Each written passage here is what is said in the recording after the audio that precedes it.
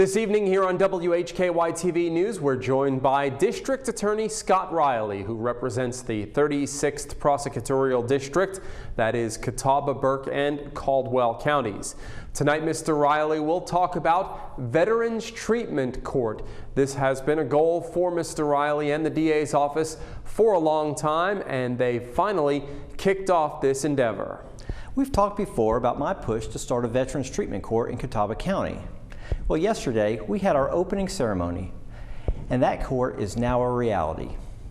The first Veterans Treatment Court was founded by the Honorable Judge Robert Russell in Buffalo, New York in 2008.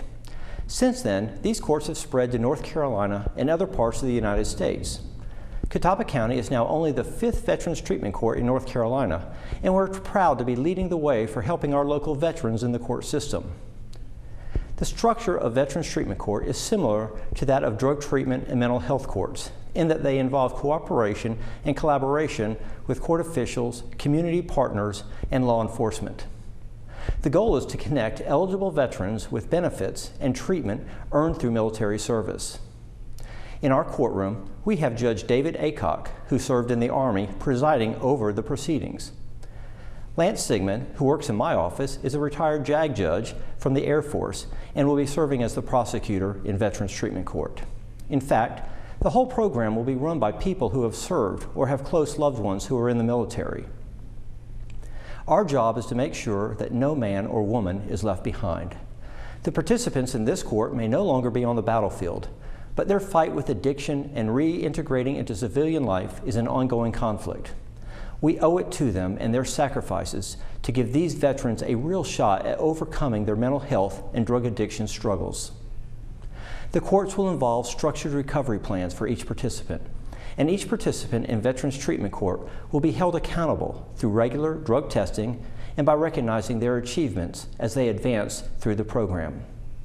Monitoring, evaluation, accountability, and a common understanding of the struggles that come with military service and the transition to civilian life are crucial to the success of the program.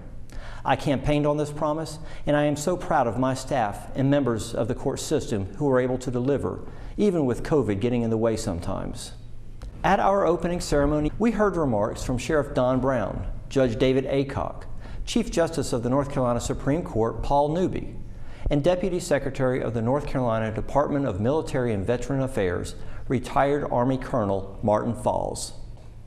Having this court in Catawba County is a big deal, and it is our goal to deliver on the promise of a Veterans Court that serves those in our county who have selflessly served our country.